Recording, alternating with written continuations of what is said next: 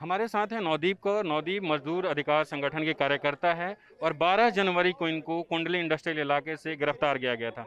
12 जनवरी को इन पर 2 एफआईआर दर्ज हुए। एक जो एसएचओ ने करवाए, जो कुंडली थाने के एसएचओ हैं रवि कुमार, दूसरा एक कंपनी के अधिकारी द्वारा दर्ज कराया गया।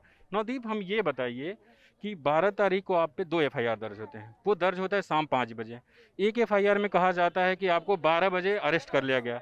12 बजे के बाद आपको अरेस्ट कब किया गया और उसके बाद क्या हुआ, थोड़ा हमारे दर्शकों को बताएं।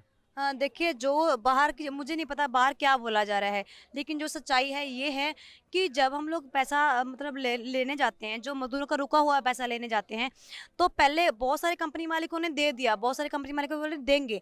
जो अक्कड़ रखते थे उन्होंने ये बोल दिया कि जबरन वसूली है, तो पहले केस वो दर्ज किया गया, उसका मुझे कुछ भी पता नहीं था। लेकिन 12 तारीख वाले दिन हम लोग वही लॉकडाउन के रुके हुए पैसे लेने गए थे और हम लोग शांतमय तरीके से धरना कर रहे थे और 2 कंपनियों में पहले भी गए और तीसरी कंपनी में जाके हम लोग आधा घंटा तक कंपनी में एक बाहर बैठे रहे। जब पुलिस ने लाठीचार्ज किया कि फिर मुझे मारने पीटना शुरू किया, महिलाओं को मारना पीटना शुरू किया, तो मुझे पकड़ लिया जाता है। तो पहले के केस को देखते हुए और बाद में देखा गया कि पुलिस वालों की जब मुझे मारा गया तो आगे से मजदूरों ने भी हाथ उठाया, लेकिन उसमें मैंने हाथ नहीं उठाया था। एक वीडियो ऐसी भी है जिसमें मैं रोकने की कोशिश कर रही हूँ और मैं वो वीडियो भी हम लोग अभी मीडिया के सामने लेके आएंगे। और मैं ये जानना चाहता हूँ कि आप पे जो एफआईआर दर्ज हो रहा है वो आपकी गिरफ्तारी के लगभग 5 घंटे बाद, पुलिस खुद कहती है कि 12 बजे घटना हुई, आपको वहीं से गिरफ्तार कर लिया गया।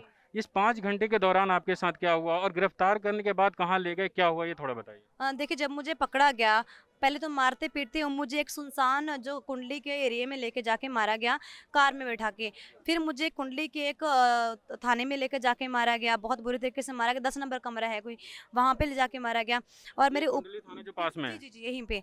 और उसमें कोई लेडीज पुलिस नहीं थी, उनके साथ कोई भी लेडीज पुलिस नहीं थी। जेंट्स पुलिस ने पकड़ा और जेंट्स पुलिस ने मारा। जब मुझे मार रहे थे तो बहुत सारे लोग उस दिन आते हैं रिहाई करने के लिए, रिहाई दिलाने के लिए, तो लाठीचार्ज करके उनको पीछे कर दिया जाता है। फिर मुझे एक छोटी गाड़ी में लेके मुझे कच्चे रास्ते के दौरान मुझे सोनीपत में एक थाने में लेके जाया ये जाता है कितने रात बजे को। सोनीपत आपको ले जाएगा? सोनीपत मुझे रात में लेके जाया गया जी। तो आप 12 बजे से शाम तक यहीं थी, कुंडली थाने में ही थी? हाँ जी, कुंडली थाने में थी मैं, उसके बाद मुझे सोनीपत रात को लेके जाया गया था। हम्म, और ये शाम में मुझे लगता है 4-5 बजे की घटना थी और 12 बजे हम लोग एक दूसरी कंपनी के सामने थे और पुलिस की हर जगह पे बात झूठी पड़ रही है, क्योंकि मुझे दोपहर के टाइम पकड़ा गया था और दोपहर के टाइम शाम में मुझे कुंडली थाने में रखा गया। जब लोग आए तो मुझे सोनीपत लेके जाया गया, तो फिर वहाँ मुझे मारा पीटा गया बहुत बुरे तरीके से। मेरे ऊपर बैठ के साइन करवाए गए, प्राइवेट पार्ट पे ही मारने की कोशिश की, मैं मारा भी गया। और साइन करवाने के बाद मुझे रात को 12 बजे उसी दिन मुझे 12 बजे मुझे करनाल जेल में छोड़ाए थे जी। 2 सवाल है जो अभी आपने बताया। पहला कि आपको यहाँ 12 बजे अरेस्ट कर लिया जाता है ये कंपनी के बाहर, और आपको शाम तक यहाँ रखा जाता है, जी और शाम को यहाँ से सोनीपत ले जाते हैं और रात 12 बजे जेल में भेजते हैं। जी, तो ऐसा ही था जी। जी, आपको आप पे 3 एफआईआर दर्ज हैं। पहला जो 28 दिसंबर को दर्ज हुआ और 2 एफआईआर दर्ज हो रहे हैं जनवरी में। तीनों एफआईआर में एक एलिगेशन आप पे बराबर लग रहा है कि आप वसूली करते थे। मैं एज अ जर्नलिस्ट मैं इन्वेस्टिगेशन करने गया था कुंडली इलाके में, तो मैंने जो पाया, मुझे एक भी कोई ऐसा व्यक्ति नहीं मिला जो ऐसा एलिगेशन लगाए। आपको क्यों लगता है कि ये एलिगेशन आप पे लग रहा है, इसके पीछे क्या वजह है? देखिए स्पेशली तो टारगेट किया जा रहा है, क्योंकि यहाँ पे मैं जिस कंपनी में मैं एक बार बताना चाहती हूँ, मैंने जब फेम कंपनी में काम किया है तो एक लड़की एक दिन के 2000 इंडिकेटर बनाती है। आप देखिए इंडिकेटर कितने का होता है, 200-300 का होता है। एक लड़की 5-6 लाख का एक दिन का काम करती है, वहाँ पे कितनी लड़कियाँ काम करती हैं? तो एक ही कंपनी करोड़ों का माल कमाती है, तो यहाँ पे कितनी करोड़ों के काम हो रहा है, तो वो करोड़ों के मालिक तो चुटकियों में खरीद लेती है। आजकल तो पुलिस पैसे पे काम करती है, तो टारगेट किया गया कंपनी मालिकों की तरफ से। और ये भी आंदोलन में जो ये दिखाने की कोशिश की गई कि ये आंदोलन किसान मजदूरों का आंदोलन ना बने, तो ये दोनों तरफ से टारगेट करते हुए मुझे पकड़ा गया और इसीलिए एलिगेशन लगाए गए हैं। तो वसूली वाला जो एलिगेशन है, आपको लगता है कि वो गलत है, और क्यों इसलिए लगाया जा रहा है क्योंकि आप आंदोलन कर रही थी, प्रोटेस्ट कर रही थी? जी, क्योंकि जबरन वसूली ऐसे नहीं होता कि भई प्रोटेस्ट करके धरना करके कोई जबरन वसूली करता है। आज तक आपने सुना है कि कोई धरना करके जबरन वसूली करेगा? ये तो सीधा-सीधा साफ दिख रहा है कि कोई जबरन वसूली नहीं थी, क्योंकि अभी तक कोई प्रूफ मिला ही नहीं है जबरन वसूली का। तो आप करती क्या थी? आप आंदोलन करने क्यों जाती थी? एक सवाल मुझे, जब मैं यहाँ के इंडस्ट्रियल इलाके के मालिक से बात कर रहा था तो उन्होंने कहा कि यहाँ पे लेबर लॉ है, यहाँ पे पुलिस है। एसएचओ रवि कुमार ने भी मुझसे कहा कि लोग हमारे पास आते हैं, बहुत सारे लोग, हम उनकी मदद करते हैं पैसे दिलाने में। आपको इन रास्तों से जाने के बजाय आप खुद जाके कंपनी के बाहर प्रोटेस्ट करती थी। आपको लगता है कि ये सही रास्ता था? आप ये बताइए, जब हम लोगों ने पहले एसपी को लेटर लिखा, उसका कोई जवाब नहीं आता है। हम लोग बहुत सारे केस ऐसे भी थे जो लेबर कोर्ट में भी लेके जाते रहे हैं, लेकिन कुछ मजदूर ऐसे हैं, क्योंकि मैं भी एक मजदूर लड़की हूँ, मैं किस किस के वकील करके दूंगी, ये भी बताइए। और मैं किस किस को बोलूंगी कि मेरे पास पैसे है, क्योंकि मैं खुद काम करती हूँ। बहुत सारे लोग ऐसे हैं जिनके पास पैसा भी नहीं है लेबर कोर्ट के लिए वकील करने तक का। तो हमारे पास कोई ऑप्शन नहीं था कि शांतमय तरीके से अपना धरना प्रदर्शन करो और पैसे ले लो, क्योंकि ऐसे पैसे हम लोगों को, जो मजदूरों के लॉकडाउन के पैसे 300 लोगों के पैसे मिल चुके थे। तो इसीलिए हम लोगों ने ये रास्ता अपनाया। फिर भी हम लोगों ने लगातार कोशिश की कि हमें एफआईआर दर्ज की जाए, जो जो लोग हम पर हमला कर रहे हैं।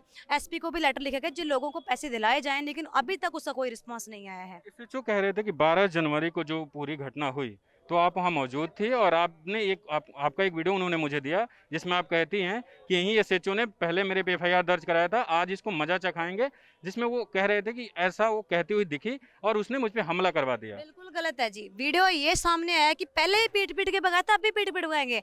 आपको सबको पता है एसएचओ का नाम, पुलिस का नाम कहीं पे भी नहीं था। और मैं लगातार बता रही हूँ कि कुंडली की क्विक रिस्पांस टीम लगातार हम पर हमला कर रही थी, और पहले भी हम पर हमला किया गया, गोली चलाएगी, और उसी कंपनी वाले को हम लोग बोला था, क्विक रिस्पांस टीम को। लेकिन अगर हम लोगों ने पुलिस वहाँ पे हमला पहले किया होता था, पहले किया था, तो पहले क्यों नहीं एफआईआर दर्ज हुई?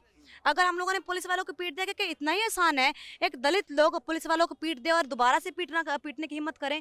तो ये साफ दिख रहा है। ये मैंने पुलिस वालों को नहीं बोला था, ये सिर्फ क्विक रिस्पांस टीम को बोला गया, जो फायरिंग करती है उनके खिलाफ एफआईआर तक दर्ज नहीं होती। ये पुलिस वालों को नहीं बोला गया था। लेकिन जो पुलिस विजुअल दे रही है उसमें कई सारे लोग लाठी डंडा लेके मारपीट करते नजर आ रहे हैं। आपको लगता है कि जो लोग आप जिस भीड़ का और जिस मजदूरों का नेतृत्व कर रही थी, वो आपके नियंत्रण से बाहर हो गई जब पूरा बवाल हुआ? आप बताइए, जब किसी महिला को इस तरह बुरे तरीके से मारने की कोशिश की जाती हो, जब मुझे नहीं पता ना, तो मैंने किसी को बोला कि मारो आप, क्योंकि जब मैं जनता के लिए काम कर रही हूँ, तो मजदूरों के दिल में मेरे लिए बहुत प्रेम है, क्योंकि मैं लगातार अपना काम भी छोड़ दिया, पढ़ाई भी छोड़ दी मजदूरों के लिए। तो वो कभी नहीं चाहेंगे कि हमारी एक दीदी को, जो दीदी बोलते हैं मुझे, कि दीदी को कोई मारे।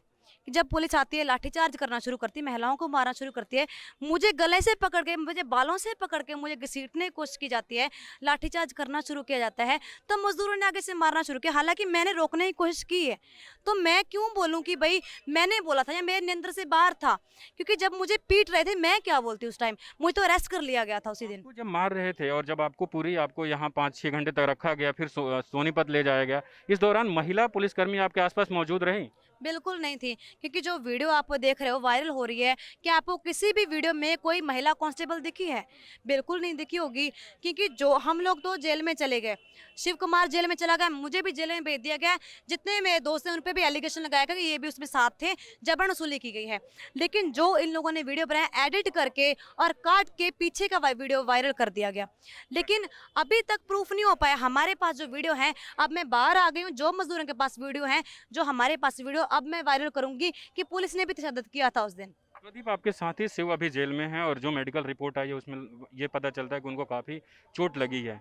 आप उस पर क्या कहेंगे शिव के लिए? जी, ये पहली बात तो ये है कि हम लोग दलित हैं। दलितों को तो कहीं उनको ये बोला जाए कि दलितों को बोलने का हक ही नहीं है। अगर दलित बोलता है तो उसको मार पीट के दबा दिया जाता है। आज किसान यहाँ पे बैठे हैं, तो मजदूरों को इसीलिए जुड़ने नहीं दिया जाता, क्योंकि अगर दलित उठ खड़े, मजदूर उठ खड़े, तो ऑब्वियसली ये बहुत पावरफुल बन जाएगा ये आंदोलन। क्योंकि अगर किसान मजदूर जुड़ गए तो ये आंदोलन तो अपने आप जीता जाएगा। और ये टारगेट किया जा रहा है दलितों को, तो और दलित होने के नाते मुझे मारा गया, दलित होने के नाते मेरे पे एफआईआर दर्ज की, क्योंकि दलितों के खिलाफ तो भाई बहुत सारे लोग बोलने के लिए आ जाएंगे, लेकिन फेवर में कोई नहीं होता। लेकिन जनता की वजह से आज मैं बाहर आई हूँ, वरना बहुत सारे दलितों के साथ आज भी बहुत अत्याचार होते हैं। बहुत सारे लोग आज भी जेलों में बंद हैं। 26 जनवरी को भी पकड़े गए, उनके लिए भी हम लोग आवाज़ उठाना चाहते हैं। शिव कुमार भी एक दलित लड़का है, उसका बैकग्राउंड आप देखोगे, उसकी फैमिली को आप देखोगे, उसको एक आंख से नहीं दिखता है, वो एक आंख से भी देख सकता है। उसके पापा को देखिए, उसकी मम्मी जो मेडिकल मतलब मेंटल है एक तरीके से, तो वो अपनी फैमिली को बड़ी मुश्किल से पाल रहा था, तो उसको भी इसीलिए मारा गया। उसको बोला भी गया स्पेशल, क्योंकि जब मैं बाहर आई हूँ जेल से, तो मुझे पता चला कि जब थोड़ा बहुत पता चला है कि उसने बताया है कि मुझे बोला है कि तू दलित होके, मुझे ही बोला कि दलित होके हमारी आवाज़ उठाएगी। तुम लोग को तो हक ही नहीं बनता कि तुम लोग आवाज़ उठाओ। तुम लोग, कौन कह रहा था? ये पुलिस वाले खुद बोल रहे हैं, ऐसा जो खुद बोल रहा है ये बात। रवि कुमार। जी बिल्कुल, कि आप लोग दलित हो के आप लोग नेता बनोगे, आप लोगों का हम गटर साफ करना है आप लोगों का। ये बातें बोल के मुझे गालियाँ देते हैं जो मैं पीट-पीट के बोला गया, और शिव कुमार को भी ये साथ ऐसा ही हुआ है। आप देखिए कि दलितों के साथ तो बहुत कुछ होता है और आगे भी हो रहा है। हम लोग आवाज़ उठा रहे हैं दलितों को, तो हम लोग गलत हो गए। मेरा ये सवाल है आखिरी कि आपकी उम्र अभी 23 साल है और 23 साल में आप मजदूरों के लिए संघर्ष कर रहे हैं। आप अपने बारे में थोड़ा बताइए और ये संघर्ष करने की आप पढ़ाई छोड़ के आई हैं, आपकी बहन से मेरी बात हुई, आप 12वीं करने के बाद आगे की पढ़ाई रुक गई है। अपने बारे में और इस संघर्ष में शामिल होने की ऊर्जा और आपकी इच्छा कहाँ से आई? देखिए जैसे बचपन से ही भी देखा है जी मैंने दलितों के साथ क्या होता है, क्योंकि मेरी फैमिली एक मजदूर फैमिली है। मैं मजदूर फैमिली से आती हूँ, हमें भी खेतों में काम करना पड़ा, मैं खुद खेतों में काम की हूँ, धान भी लगाया है, जो काम करना पड़ा मैंने सब कुछ किया है। बचपन से लेके आज तक मैंने देखा है मजदूरों के साथ बहुत बुरा व्यवहार होता है।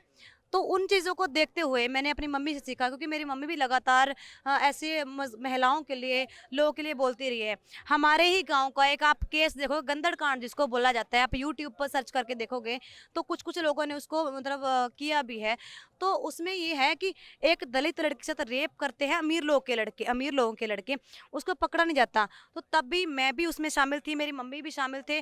तो उन चीज़ों को देखते हुए लगातार मैं महिलाओं के लिए, मजदूरों के लिए बोलना सीखती आई, और अभी भी मैं इसी वजह से मैं यहाँ पे खड़ी हूँ, क्योंकि मैंने अपने बचपन से मैंने अपनी मम्मी से सीखा है और मैंने देखा है कि दलितों के साथ क्या होता है।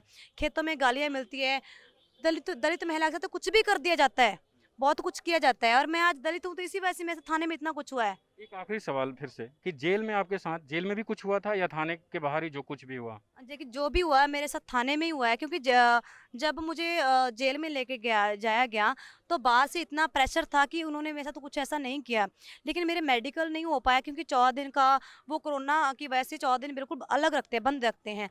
तो बाहर की इतनी सपोर्ट की वजह से मैं बहुत ठीक तरीके से रखा गया जेल में, और जब मैं छूट के आई मैं बिल्कुल ठीक तरीके से रखा गया, बस मिलने नहीं किसी को दिया गया जी। आगे की तैयारी क्या है?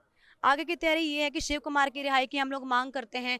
जितने भी 26 जनवरी को जो किसान लोग पकड़े गए हैं, मजदूर लोग पकड़े गए हैं, जितने भी लोग लापता हैं, उनकी रिहाई की मांग करते हैं। उनको यही है कि उनको रिहा किया जाए, और जितने भी ये काले कानून लेके आए हैं, लेबर के लिए लेके आए हैं या किसानों के लिए लेके आए हैं, वो रद्द होने चाहिए, यही है। बहुत बहुत शुक्रिया नवदीप न्यूज़लैंडर से बात करने के लिए।